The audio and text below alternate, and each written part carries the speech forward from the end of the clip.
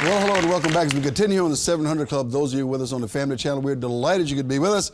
And we want to welcome back also best-selling author and Pastor T.D. Jakes. Now, this is the age of interactive communication. So if you, sitting at home right now, have a question for Bishop Jakes, all you have to do is walk over to your telephone, pick it up, dial the number that will come up on your screen, not the counseling number, dial this number that's on your screen right now, and you can ask Bishop Jakes your question. We also have some questions from the audience, and he'll also be talking to the audience in just a moment or so. So you get your call in. You don't have to be a female to call. You can be a man and call in right now. He had, what, 17 to 20,000 men the last time you were here? We talked about your meeting coming up in Atlanta. It was wonderful, and we're getting ready to do it again in Greensboro and Los Angeles.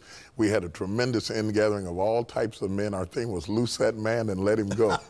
And it was exciting. We're still getting praise reports for men being delivered and healed and set free, families, marriages, relationships being restored. All of that is a part of the gospel. I think that we've limited the gospel to just the cross, and the cross certainly ignites the truth. It is the foundational That's the starting truth. point, the cross. But it is just that, the genesis, and the culmination ought to affect every area of our lives. Are we really aware, particularly men, are we really aware of what the gospel does for us? We think it makes people religious, and the only real man in the church is the pastor and the deacons, and the rest of the guys just come in, kind of show up, maybe give an offering and go home. But I think I think it's a tragedy. We have confused God with church.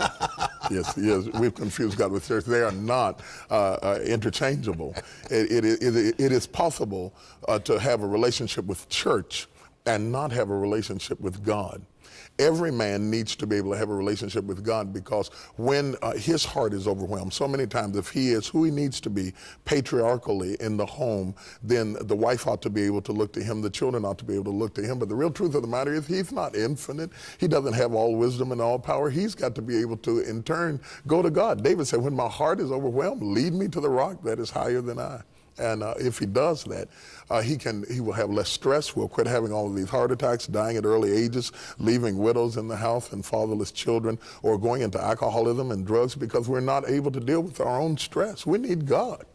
You know, one of the things that has happened, we were doing some research on, actually it was on illiteracy, and we made some discoveries quite by accident. And one of the things we found out was that young girls who get involved in prostitution or lesbianism, this sort of thing, and young men who get involved many times in homosexuality do so not because of a poor relationship with the mother, but a poor relationship with the father. That's very true. That's why I wrote that Daddy Loves His Girls. If you'll notice, every football player that comes up to get an award, he looks right into the camera and he says, "Hi, Mom." Hi, Mom. You know, and it is indicative of the fact that there is absentee fathers. You don't have to leave the house to leave the family circle. You can still sleep there and eat there and refuse to participate in raising children. And if that happens, then it affects the daughter, because your father ought to be your first date. He ought to be the first one to tell you you're beautiful. He ought to be the first one to tell his daughter, "I love you." He ought to treat her mother in such a way that she gets a definition of what is a husband. What is it like to have a man in the house? If a woman doesn't get those sorts of things as a child, then she marries a man who is basically an alien and a stranger to her, because she has no point of reference. So she doesn't know why he's angry. She doesn't know why he's upset, because she has not interacted enough with a masculine heart enough to know what men are like. And sometimes they call this promiscuity, because she doesn't feel attractive.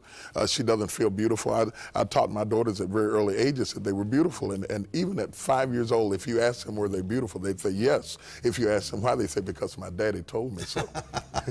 Yeah.